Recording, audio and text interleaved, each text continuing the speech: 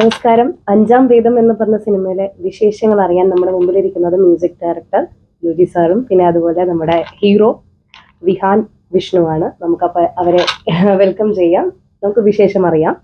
Okay, so എങ്ങനെയാണ് സാറിന്റെ first അല്ലല്ലോ തേർഡ് മൂവി എന്ന് പറഞ്ഞല്ലേ? തേർഡോ ഫോർത്തോ? തേർഡ് ആണ്. ഓക്കെ, ഇതിനു മുമ്പ് ചെയ്ത മൂവിയുടെ പേര്? ലാസ്റ്റ് ഇറങ്ങിയത് മുഗൾ പരപ്പ് എന്ന സിനിമയായിരുന്നു. ഓക്കെ, അല്ലാണ്ട് മ്യൂസിക് എന്ന് പറയുന്ന മ്യൂസിക് ഡയറക്ടർ ആവാൻ എന്തായിരുന്നു ഇത്ര പ്രചോദനം?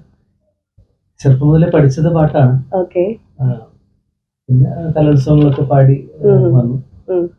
കുറച്ച് സമ്മാനങ്ങളൊക്കെ കിട്ടിയിട്ടുണ്ട്. പിന്നെ ഡിഗ്രി മ്യൂസിക് ആയിരുന്നു. BA MA ഫസ്റ്റ് റാങ്ക് ആയിരുന്നു കാലിക്കറ്റ് യൂണിവേഴ്സിറ്റി. പിന്നീട് കോളേജിൽ പഠിപ്പിക്കായിരുന്നു, മ്യൂസിക് ഡിപ്പാർട്ട്മെന്റ് പഠിപ്പിക്കായിരുന്നു. കണ്ണൂർ യൂണിവേഴ്സിറ്റി, മാംഗ്ലൂർ യൂണിവേഴ്സിറ്റി പഠിച്ചിട്ടുണ്ട്. അങ്ങനെ പിന്നെ അവിടുന്ന് ജോലിയൊക്കെ രാജിവെച്ച സിനിമ ഇങ്ങനെ എറണാകുളത്തേക്ക് വന്നതാണ്. പിന്നെ പാടാൻ കുറെ നടന്നു. ഓക്കെ, അപ്പൊ സിംഗറും കൂടെയാണ് എന്ന് നമുക്ക് മനസ്സിലായി. അല്ല, അപ്പൊ കർണാട്ടിക് പഠിച്ചതാണോ? കർണാട്ടിക് ആണ്. ഓക്കെ, ഹിന്ദുസ്ഥാനിയും കർണാട്ടിക്കും തമ്മിൽ എന്തെങ്കിലും ഡിഫറൻസസ് ഫീൽ ചെയ്തിട്ടുണ്ടോ? ഡിഫറെന്റ് ആണ്. അപ്പൊ ഏറ്റവും കൂടുതൽ ഏതാ ഇഷ്ടം, കർണാട്ടിക് ആണോ ഹിന്ദുസ്ഥാനി? അതുകൊണ്ട് അതിനോടൊരു ഇഷ്ടം. എന്നാലും വിരോധം ഇല്ല. വെസ്റ്റേൺ മ്യൂസിക് ആണെങ്കിലും ഹിന്ദുസ്ഥാനി അതിന്റെ ബേസിക് നമ്മൾ പഠിച്ചാലാണ് മ്യൂസിക് ഡയറക്ഷൻ. ഇതിനകത്ത് ചെയ്തിരിക്കുന്ന പിന്നെ സലാത്തുള്ള എന്നുള്ളൊരു പാട്ടുണ്ട്. അതൊരു സൂഫി സ്റ്റൈൽ, കവാലി സ്റ്റൈലിൽ ചെയ്തിരിക്കുന്നത് ഹിന്ദുസ്ഥാനി സ്റ്റൈലാണ്. അപ്പം എല്ലാ സ്റ്റൈലും ചെയ്യുന്നുണ്ട്, എല്ലാ സ്റ്റൈലും നമ്മൾ മനസ്സിലാക്കിയിരിക്കണം. നമ്മൾ ബേസിക്കലി പഠിച്ചിരിക്കുന്നത് കർണാട്ടിക്കാണ്. കച്ചേരി ചെയ്യാറുണ്ട്. ഓക്കെ. അപ്പൊ ഈ മൂവിയെ കുറിച്ച് എന്താണ് പറയാനുള്ളത്? ഇതിനകത്തെ മ്യൂസിക്സും അതുപോലെ ഇതിന്റെ എന്താണ് സെറ്റും എല്ലാം എന്താണ് വിശേഷങ്ങൾ പറയൂ? ഈ നമ്മുടെ അഞ്ചാം വേദം എന്ന് പറയുന്ന മൂവിയുടെ മുജീബ് മുഹമ്മദ് ആണ് ഡയറക്ടർ ചെയ്തത്. മുജീബ് ഖാന്റെ അടുത്ത് ഫസ്റ്റ് എന്റെ ഫ്രണ്ട് വഴിയാണ് ഞങ്ങൾ പരിചയപ്പെട്ടത്. അപ്പൊ അന്ന് പോലെ ഡിസ്കഷൻ ഉണ്ടായിരുന്നു. അപ്പൊ അതിന്റെ സീൻസും സിറ്റുവേഷൻസും ഒക്കെ പറഞ്ഞ് ആദ്യം ഞങ്ങളൊരു പാട്ട് ജസ്റ്റ് സ്റ്റാർട്ട് ചെയ്തു. അപ്പൊ അത് ഈ സലാത്തുള്ള എന്നുള്ള പാട്ടായിരുന്നു. അത് നമ്മൾ ഫസ്റ്റ് ചെയ്ത ട്യൂൺ തന്നെ നമ്മൾ സിനിമയിലേക്ക് എടുക്കുകയായിരുന്നു. പിന്നെ ആ പാട്ട് എഴുതിയത് റഫീഖ് അഹമ്മദ് സാറാണ്. സിയാഉൽ ഹക്കാണ് പാടിയിരിക്കുന്നത്. അത് വിഷ്ണുവിന്റെ ഇൻട്രൊഡക്ഷൻ സീനാണ് സിനിമയിലെ. അതെ, വിഷ്ണു എന്നാണ് ഞങ്ങൾ ആദ്യം വിളിക്കുന്നത്, വിഹാൻ എന്നാണ് പേര്. പിന്നെ നെക്സ്റ്റ് സോങ് ഒരു സാഡ് സോങ് ആണ്. സാഡ് സോങ് എഴുതിയിരിക്കുന്നത് സൗമ്യ രാജ് എന്ന് പറഞ്ഞിട്ടൊരു പുതിയൊരു ലിറിസിസ്റ്റാണ്. ആ സോങ് നമ്മൾ ആദ്യം പുതുമുഖമായിട്ടുള്ള ആരെങ്കിലും കൊണ്ട് പഠിക്കാം രീതിയിലൊക്കെയാണ് സ്റ്റാർട്ട് ചെയ്തത്. പക്ഷെ ട്യൂൺ ഞാൻ ആദ്യം ചെയ്തപ്പോൾ തന്നെ എനിക്ക് ചിത്രം പഠിക്കണം എന്നുള്ളൊരു ആഗ്രഹം ഉണ്ടായിരുന്നു. പക്ഷെ നമ്മൾ ചെറിയ സിനിമയാണ്, ബഡ്ജറ്റ് കൺസ്ട്രക്ഷൻ ഉള്ളത് കൊണ്ട് രണ്ടുമൂന്നുപേരെ കൊണ്ട് ട്രൈ ചെയ്തു. പക്ഷെ അവർക്ക് അങ്ങനെ അത് ഫുൾ ഓഫ് ചെയ്യാനായിട്ട് പറ്റിയില്ല. അങ്ങനെ നാച്ചുറലി ചിത്രചേച്ചി കൊണ്ട് തന്നെ അവസാനം നമ്മളെ പാട്ട് പാടിപ്പിച്ചു. ചിത്രചേച്ചി അതിന് നല്ലൊരു കമന്റും ഒക്കെ അപ്പോ ഈ ലൊക്കേഷൻസിലൊക്കെ പോയിരുന്നു ഈ ഒരു മ്യൂസിക് ചെയ്യാൻ? കാരണം ഈ മ്യൂസിക് എന്ന് പറയുമ്പോൾ നമുക്ക് അത് ഭയങ്കര ഒരു എന്താ പറയുക ഫീൽ ഉള്ള കാര്യം, നമുക്ക് അങ്ങനെ എല്ലാവർക്കും പറ്റില്ല. അപ്പൊ അത് ആ ഒരു മ്യൂസിക് വരുന്ന ഒരു ജനിക്കണമല്ലോ, മ്യൂസിക് ജനിക്കുകയാണ്. അപ്പൊ അതെങ്ങനെയാ ലൊക്കേഷനിൽ പോയിട്ട് ആ സീൻസ് ഒക്കെ കണ്ടിട്ട് നമ്മുടെ ഫ്രണ്ട്സ് ആയിട്ടാണ് ഇപ്പൊ വന്നിരിക്കുന്നത്. അപ്പം അല്ലെങ്കിൽ തന്നെ ഷൂട്ടിങ് നമ്മളോട് സെറ്റിൽ പോകുമായിരുന്നു, പോകേണ്ട ഒരു ഇതാണ്. ഇതിനകത്ത് ഒരു പാട്ട് കൂടി ഉണ്ട്, അത് മുരുകൻ കാട്ടാക്കട സാറാണ് എഴുതിയിട്ടുള്ളത്. പുള്ളി എഴുതിയൊരു കവിത നമ്മൾ ട്യൂൺ ചെയ്തതാണ്. അത് പുള്ളിക്കാരൻ തന്നെയാണ് പാടിയിട്ടുള്ളത്. അതൊരു വിപ്ലവ ഗാനത്തിന്റെ ഒക്കെ ജോണറിൽ വരുന്നൊരു പാട്ടാണ്. പക്ഷെ അതൊരു കൊറോണ ബേസ് ചെയ്തിട്ടുള്ള ഒരു സോങ് ആണ്. കൊറോണ നമ്മളെങ്ങനെ അതിജീവിച്ചു എന്നൊക്കെയുള്ളത് കാണിക്കുന്ന ഒരു സോങ് ആണ്. 3 പാട്ട് 3 ജോണറിലുള്ളൊരു ഡിഫറെന്റ് ആയിട്ട് വിജയിക്കുന്ന പ്രതീക്ഷയിൽ ഇരിക്കുന്നൊരു പാട്ടുകളാണ്. നായകൻ കുറച്ചു നേരമായി മിണ്ടാതെ വെറുതെ ഇരിക്കുകയാണ്, നമുക്ക് തുടങ്ങാം. അപ്പൊ വിഹാൻ അല്ലേ, ഒരു വെറൈറ്റി പേരാണ് ആക്ച്വലി. ഒരു പുതിയൊരു നായകൻ ജനിക്കുകയാണ് ഗൈസ് നമ്മുടെ കേരളത്തിൽ മാത്രമല്ല നമ്മുടെ ഫുൾ ഇൻഡസ്ട്രിയിൽ അല്ലേ. അപ്പൊ എങ്ങനെ ഉണ്ടായിരുന്നു ഫസ്റ്റ് മൂവിയുടെ എക്സ്പീരിയൻസ്? ഫസ്റ്റ് മൂവി എക്സ്പീരിയൻസ് വളരെ ഹാപ്പി ആയിരുന്നു, വളരെ നല്ലൊരു എക്സ്പീരിയൻസ് ആയിരുന്നു. മമ്മൂട്ടിക്ക് ശേഷം ഏറ്റവും ശക്തമുള്ളൊരു പറയാം. അയ്യോ, നല്ല ഗാംഭീര്യമായ ശബ്ദമാണ്, പറയാതിരിക്കാൻ വയ്യ. കാരണം ആളൊരു ഡബിങ് ആർട്ടിസ്റ്റും കൂടെയാണ് കേട്ടോ. മിക്ക എല്ലാരും പറയാറുണ്ട് ഇത് സിനിമ എന്നെ സംബന്ധിച്ചിടത്തോളം നമ്മള് ഒരു ആഗ്രഹം നടക്കാൻ പോകുന്നതിന്റെ ഒരു എക്സൈറ്റ്മെന്റ് അത് ഭയങ്കരമായിട്ടുണ്ട്. അപ്പൊ ഇതിലേക്ക് എത്തിപ്പെടാൻ പറ്റിയത് ഭാഗ്യമായിട്ട് കരുതുന്നു. പിന്നെ ഇതിനകത്ത് നല്ല പാട്ടുകളാണ് ഇതിനകത്ത്.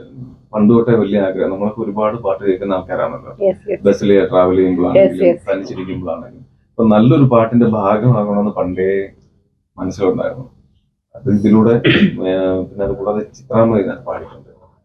അതും അതൊരു ഭാഗമാകാൻ പറ്റിയതും ഭയങ്കര ഹാപ്പിനെസ് ആയിരുന്നു എനിക്ക്.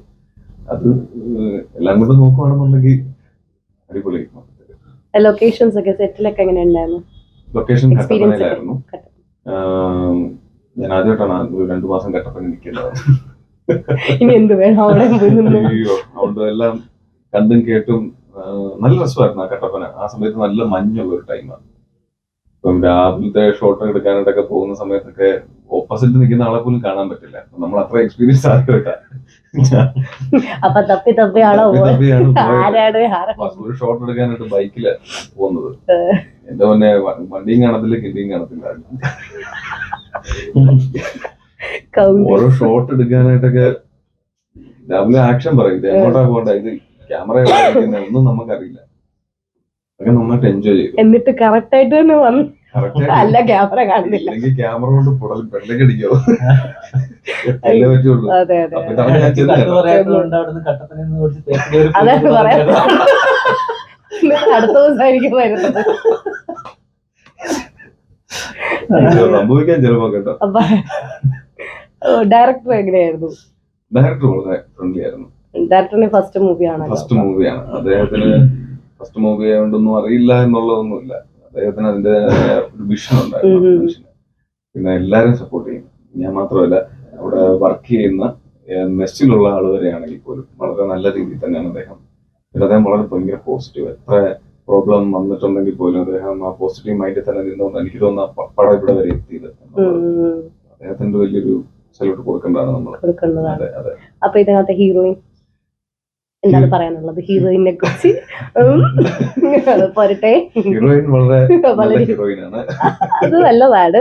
ബാക്കി ഹീറോയിൻ വളരെ സപ്പോർട്ടീവ് ആയിരുന്നു. ഫസ്റ്റ് ഷോട്ട് എടുക്കുന്നത് തന്നെ ഞാൻ ഒരു ഹഗ് ചെയ്തൊരു സീനാണ് അടുത്ത ഷോട്ട് എടുക്കുന്നത്. അത് പറഞ്ഞപ്പോ തന്നെ ഒരു ചെറിയ ഓർത്ത് പോയി പോട്ടെ, കുഴപ്പമില്ലാട്ടാ. അപ്പൊ എന്താന്ന് വെച്ചാൽ ആ ഷോട്ട് എടുക്കുന്ന സമയത്ത് പോലും നമ്മള് ആളുമായിട്ട് സംസാരിച്ചിട്ടില്ല.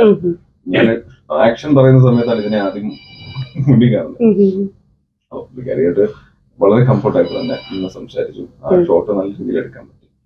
അതുകൊണ്ട് പിന്നെ കാര്യങ്ങളൊക്കെ ഡിസ്കസ് ചെയ്യും ഫ്രണ്ട്ലി ആയിട്ട് തന്നെ. പിന്നെ നമുക്കും വലിയ ബുദ്ധിമുട്ടൊന്നും ഉണ്ടാകാതെ നല്ലൊരു ബോണ്ടിങ് കൊണ്ടുപോകാൻ പറ്റും. അപ്പൊ ഇതിനു മുമ്പ് ഷോർട്ട് ഫിലിംസ് അങ്ങനെ സീരിയൽസ് ആഡ്സ് എന്തെങ്കിലും ചെയ്തിട്ടുണ്ടോ? ഞാൻ ഷോർട്ട് ഫിലിം ഒക്കെ ചെയ്തിട്ടുണ്ട്. പക്ഷെ ഷോർട്ട് ഫിലിം ഒന്നും ഇറങ്ങിയിട്ടില്ല. മിക്കവാറും ഈ പടം റിലീസ് ചെയ്യുമ്പോൾ അതെല്ലാം വരും. ഇടപെട്ട് പോലെ എല്ലാം റിലീസാക്കി കാണാം. മിക്കവാറും എല്ലാം വരും. ഉണ്ടായിരുന്നു. ഇനിയിപ്പോ പിന്നെ സീരിയൽസിൽ ആക്ട് ചെയ്ത്, പിന്നെ ആൽബംസില് പറഞ്ഞില്ലെങ്കിൽ എവിടുന്നേലും ഒക്കെ കുത്തിപ്പൊങ്ങി. അപ്പൊ അതിനൊക്കെ നല്ല ഇപ്പൊ അങ്ങ് പറയുന്നല്ലോ. സീരിയലിൽ അഭിനയിക്കുന്ന അത്ര അല്ല, അതല്ല ഞാൻ പറയാം. ആൽബംസും ആൽബംസ് ഓൾസോ ഗുഡ് അല്ലേ? പണ്ട് കാലത്തൊക്കെ നമുക്ക് എന്താ പറയാ, നമ്മുടെ വി ഡ്രോപ്സ് മറ്റേ ഡ്രോപ്സ് എന്നൊക്കെ പറഞ്ഞ ഓർമ്മയുണ്ടോ? ഡ്യൂ ഡ്രോപ്സ്, അത് രസമായിരുന്നു. നമുക്കൊക്കെ എൻജോയ് ചെയ്യുന്ന ഒരു കാലഘട്ടമാണ് ആ സമയത്ത്. ആൽബംസ് സ്റ്റിൽ കേട്ടോണ്ടിരിക്കുന്നത്. സോ ആൽബംസിലൊക്കെ പറയുമ്പോ അങ്ങനെ വിഷമിക്കണ്ട, നമ്മുടെ ഒരു വർണ്ണ വഴികളാണ്. ജൂനിയർ ആർട്ടിസ്റ്റ് ഒരുപാട് പോയിട്ടുണ്ട്. എക്സ്പീരിയൻസ് എങ്ങനെ ഉണ്ടായിരുന്നു? എക്സ്പീരിയൻസ് ഭയങ്കരമാണ്. ജൂനിയർ ആർട്ടിസ്റ്റ് ആയിട്ടുള്ള വോക്കുകൾ എന്തായാലും ആഗ്രഹത്തിനനുസരിച്ച് ഓടിക്കൊണ്ടേയിരിക്കുമല്ലോ നമ്മള്. അപ്പം ഫസ്റ്റ് ട്രെയിനിങ് അതായിരുന്നു. ഫസ്റ്റ് ഞാൻ ജൂനിയർ ആർട്ടിസ്റ്റ് അഭിനയിക്കുന്നത് ഡോക്ടർ ലവ്, കുഞ്ചാക്കോ ബോബന്റെ. ഇത്രയൊക്കെ ഉള്ളൂ. അന്ന് തൊട്ടേ ഞാൻ ഇതിനു വേണ്ടി വർഷമായി കുറെ 10-12 ഞാനത് എത്രയില് പഠിക്കുക, 8-ോ 9-ോ കണ്ടു പഠിക്കുന്ന സമയമാണ്. അപ്പൊ പണ്ടോട്ടുള്ള ആഗ്രഹം ഇപ്പോഴാണ് ഒരു ആക്ടർ ആവാൻ സിനിമയിലല്ലേ? എന്റെ കൂട്ടത്തിൽ പഠിത്തം ബാലൻസ് ചെയ്തത് ഫാമിലിയും പഠിത്തം ഇതെല്ലാം കൂടെ ബാലൻസ് ചെയ്താൽ കൊണ്ടുപോയത്. അല്ലെങ്കിൽ ഞാൻ 7 കൊണ്ടേ വരേണ്ടതാണെന്നാണ് എന്റെ വിശ്വാസം. അല്ല, പഠിത്തം നല്ലതല്ലേ? അയ്യോ ഇല്ല, പിന്നെ ഇത് മാത്രം വിചാരിച്ചിട്ട് കാര്യമില്ല. അത് വേണം. Of course. ഓക്കെ. അപ്പൊ ഈ ഒരു മൂവി 5-ാം വേദം എന്ന് പറയുമ്പോൾ അതൊരു ടിപ്പിക്കൽ മറ്റേ മുസ്ലിം ബേസ് ചെയ്തിട്ട് എന്തൊരു സ്റ്റോറി ആണല്ലോ. അപ്പൊ അതിനകത്ത് കുറെ എന്താ മനുഷ്യത്വം ആണ് ഏറ്റവും വലിയ, അതൊരു ഹാഷ്ടാഗ് ആയിട്ട് അത് പറയുന്നുണ്ട്. അപ്പൊ അതിനെ കുറിച്ച് എന്താണ് പറയാനുള്ളത്? 5-ാം വേദം എന്നുള്ള ടൈറ്റിൽ തന്നെ ഒരു പുതിയ കോൺസെപ്റ്റ് ആണ്. അത് ഗ്ലോബലൈസ് ചെയ്തിട്ടുള്ള 4 വേദങ്ങളേ ഉള്ളൂ. അത് കൂടാതെ നമ്മൾ പുതിയതായിട്ടൊരു കോൺസെപ്റ്റ് കൊണ്ടുവരുവാണ് അതിനകത്ത്. അതായത് ഇപ്പം മറ്റു മതങ്ങളിലുള്ള എന്തായിക്കോട്ടെ, അതിനകത്ത് ഉള്ള ദൈവങ്ങളെ എല്ലാം മനുഷ്യരടക്കമുള്ളത് എല്ലാത്തിനെയും പുതിയൊരു കോൺസെപ്റ്റിലേക്ക് കൊണ്ടുവരിക. അതാണ് 5-ാമത്തെ വേദം. അവിടെ എല്ലാവരും ഈക്വൽ ആണ്, എല്ലാം ഒന്ന് തന്നെയാണ്, ആരും വലുതില്ല ചെറുതില്ല. അതാണ് അതിനകത്ത് പറയാൻ ഉദ്ദേശിക്കുന്നത്. പിന്നെ അത് കൂടാതെ അതിനകത്ത് ഫസഹ് എന്ന് പറയുന്ന ഒരു ഇതിനെപ്പറ്റി പറയുന്നുണ്ട്. അത് എനിക്ക് അതിനെപ്പറ്റി ആൾക്കാർക്ക് അധികം അറിവില്ല. എനിക്ക് പോലും അറിവില്ലായിരുന്നു. ഈ പടത്തിനകത്ത് വന്നു കഴിഞ്ഞിട്ടാണ് അതിനെപ്പറ്റി പറയുന്നത്. അതായത് തലാഖ് അല്ലേ, ഇപ്പം ആണുങ്ങളെ പെണ്ണുങ്ങളെ ഡിവോഴ്സ് ചെയ്യുന്നത് തലാഖ് എന്ന് പറയുന്നത്. അതുപോലെ തന്നെ ശരിക്കും വിമൻ റൈറ്റ്സ് ആണ് ശരിക്കും അത്. മുസ്ലിം വിമൻസിന് റൈറ്റ് ഉണ്ട് ഫസഹ് ചെയ്യാൻ പറഞ്ഞിട്ട്. ആക്ച്വലി അങ്ങനെ ഒരു റൂളുണ്ട്. ആ റൂള് അത് പക്ഷെ മിക്കവാറും അവെയർ അല്ല. ആ റൂളിനെ പറ്റി കുറച്ച് കൂടുതലായിട്ട് ഡീറ്റെയിൽ ആയിട്ട് പറയുന്നു. ഒരു ഫീമെയിൽ ഓറിയന്റഡ് സബ്ജക്റ്റ് ആണ് 5-ാം വേദം എന്ന് പറയുന്നത്. അങ്ങനെ ഒരു സംഭവം. അപ്പൊ കൂടുതൽ ഈ മുസ്ലിംസ് ആചാരങ്ങളെ ചൂഷണം ചെയ്തിട്ടായിരിക്കുമല്ലോ അപ്പൊ ഇത് കുറെ അങ്ങനത്തെ അങ്ങനെ എന്തെങ്കിലും ആചാരങ്ങൾ എന്ന് പറയുന്നില്ല. അല്ല, ഇതിന് ഇപ്പോഴുള്ള ഒരു കണ്ടംപററി ഉള്ള ഒരു ഇതിനെ ചോദ്യം ചെയ്യുന്നുണ്ട്. അങ്ങനത്തെ ഒരു ബേസ് ചെയ്തിട്ടുള്ള. അപ്പൊ ആ ക്യാരക്ടർ എങ്ങനെയാ മുസ്ലിം ആയിട്ടായിരുന്നു? അപ്പൊ അതെങ്ങനെയുണ്ടായിരുന്നു? അത് രസകരമായിട്ട് ഞാൻ അതിനകത്ത് മുസ്ലിം ക്യാരക്ടർ ആണെങ്കിൽ ഒരു സഖാവാണ്. അതെ. അപ്പം സഖാവിന് അറിയാലോ എങ്ങനെ പുള്ളിക്കാരന്റെ ഒരു മൈൻഡ് സെറ്റ് അറിയാലോ എങ്ങനെ. പുള്ളിക്കാരൻ ലൈഫിൽ ചെറുപ്പനാണെങ്കിലും ഡിസിപ്ലിൻ ഒന്നും ഇല്ലെങ്കിലും ലൈഫിൽ ശരിക്കും കുഴപ്പമാണോ ഉഴപ്പനാണോന്ന് ചോദിച്ചു കഴിഞ്ഞാൽ ചെറിയ രീതിയിലൊക്കെ, എന്നാലും അത്യാവശ്യം ഡിസിപ്ലിൻ കീപ്പ് ചെയ്ത് പോകും. ഇത് വീട്ടിൽ കേൾക്കുമ്പോഴായിരിക്കും കോമഡി. ഡിസിപ്ലിൻ എന്നുള്ള ചിലപ്പോൾ പറയാം. എന്നാലും ഞാനും കഥാപാത്രമായിട്ട് ഭയങ്കര ഡിഫറൻസ് ഉണ്ട്. പക്ഷെ അറ്റാച്ച്ഡ് ആയില്ലേ? ഉണ്ട്, അത് അറ്റാച്ച്ഡ് ആയി. അപ്പൊ നമുക്കറിയാം ഡബിങ് ആർട്ടിസ്റ്റ് ആണെന്ന് നമ്മൾ പറഞ്ഞു. അതുപോലെ തന്നെ മൂവീസ് ഏതൊക്കെ മൂവീസിലാണ് ഡബ് ചെയ്തേക്കുന്നത്? ഞാൻ 12th ഫെയിലില് വിക്രാന്തിന് സൗണ്ട് കൊടുത്തിട്ടുണ്ട്. അപ്പൊ അത് നല്ലൊരു എക്സ്പീരിയൻസ് ആയിരുന്നു. ആ പടം ഭയങ്കര ബ്യൂട്ടിഫുൾ ആയ ഒരു പടമാണ്. ഒരു പടത്തിലൊരു ഭാഗം ചെയ്യാൻ പറ്റി. വിക്രാന്തിന് സൗണ്ട് കൊടുക്കാൻ പറ്റിയത് ഭയങ്കര ഒരു സന്തോഷമുണ്ട്. പിന്നെ ഹോട്ട്സ്റ്റാറിൽ ഇപ്പം റിലീസ് ചെയ്തിട്ടുണ്ട്, February 2 റിലീസ് ചെയ്തിട്ടുള്ള മിസ് പെർഫെക്റ്റ് എന്ന് പറയുന്ന ആ സീരീസിൽ ഹീറോയ്ക്ക് രോഹിത് എന്നാണ് ആ കഥാപാത്രത്തിന്റെ പേര്. അതിന് രോഹിത്തിന് സൗണ്ട് കൊടുത്തു. പിന്നെ നരകാസുര എന്ന് പറയുന്ന തെലുങ്കിൽ ഒരു പടമുണ്ട്, റിലീസ് ചെയ്തിട്ടില്ല. അതിന്റെ ഹീറോയ്ക്കും ഞാൻ തന്നെയാണ്. അത് മലയാളത്തിലോട്ട് വരുന്നത്. അങ്ങനെ ഗാംഭീര്യമായ ശബ്ദമാണ്, അതുകൊണ്ട് എന്തായാലും പറയാതിരിക്കാൻ വയ്യ. വോയിസ് അടിപൊളിയാട്ടോ. എല്ലാരും പറയുന്നുണ്ട്. അപ്പൊ തുടങ്ങിക്കഴിഞ്ഞു.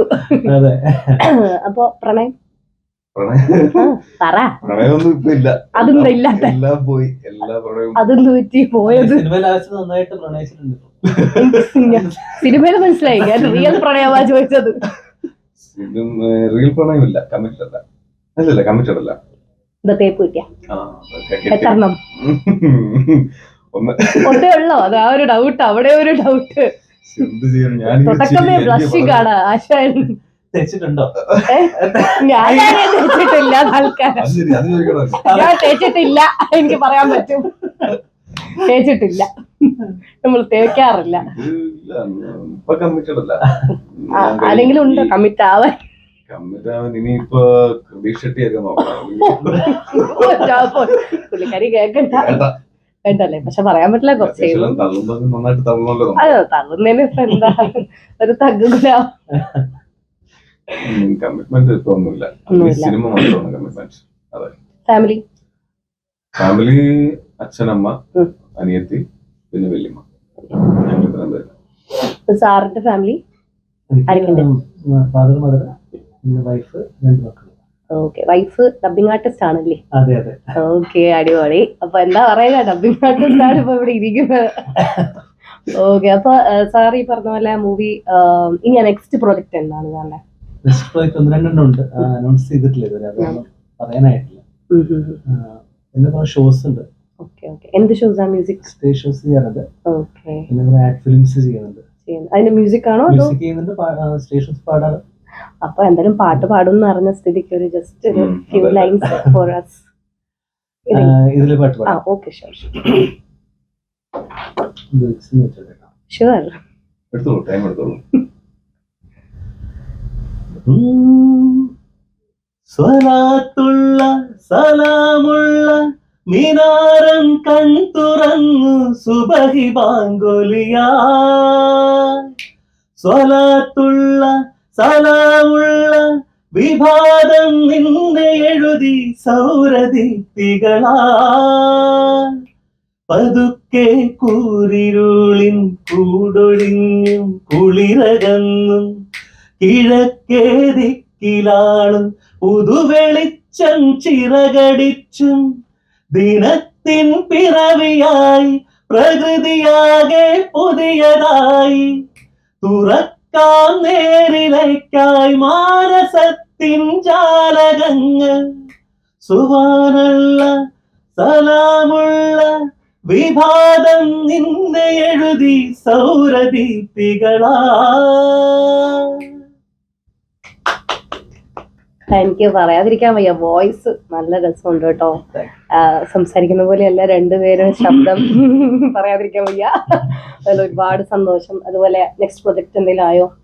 ഇത് സംസാരിക്കുന്നുണ്ട്, ബട്ട് ഇനിയിപ്പം 5ാം വേദം ഇറങ്ങിയതിനു ശേഷം മാത്രം എന്തെങ്കിലുമൊക്കെ. അതെ. അപ്പോ നമ്മുടെ 5ാം വേദം റിലീസ് ആവാൻ പോവുകയാണ്. അപ്പൊ പ്രേക്ഷകരോട് എന്താണ് പറയാനുള്ളത്? പറഞ്ഞു. 5ാം വേദം എന്ന സിനിമ ഒരു ഡിഫറെന്റ് ആയിട്ടൊരു കോൺസെപ്റ്റ് പറയുന്ന ഒരു സിനിമയാണ്. ഒരു ഫീമെയിൽ ഓറിയന്റഡ് സബ്ജക്റ്റ് ആണ് ഇത്. നിങ്ങൾ എല്ലാവരും തിയേറ്ററിൽ തന്നെ പോയി കാണണം. എന്തുകൊണ്ട് കാണണമെന്ന് പറയുന്നതെന്ന് വെച്ചാൽ, നല്ല ഗാനങ്ങളുണ്ട് ഇതിനകത്ത്, നല്ല പാട്ടുകളുണ്ട്. അതിനനുസരിച്ച് ഇതിനകത്ത് ഈ ചെറിയൊരു സിനിമയിൽ ഇത്രയും കുറച്ച് VFXും കാര്യങ്ങളൊക്കെ ചെയ്തിട്ടുണ്ട്. അപ്പൊ അതൊക്കെ തിയേറ്ററിൽ തന്നെ ചെന്ന് കാണുമ്പോൾ ഉണ്ടാകുന്ന ഒരു എക്സ്പീരിയൻസ് ഉണ്ടാവും. നല്ല രസമായിരിക്കും, നല്ലൊരു തിയേറ്റർ എക്സ്പീരിയൻസ് തരും. അങ്ങനെ എല്ലാവരും തിയേറ്ററിൽ തന്നെ പോയി കാണണം, അനുഗ്രഹിക്കണം, സപ്പോർട്ട് ചെയ്യണം. അതുപോലെ തന്നെ വളരെ നല്ലൊരു സിനിമയാണ്. അതുപോലെ തന്നെ ഇപ്പൊ ഞാൻ ചെയ്ത പാട്ടുകൾ വിഷ്വൽ ചെയ്തത് ഇപ്പം യൂട്യൂബിൽ ഓൾറെഡി അവൈലബിൾ ആണ്.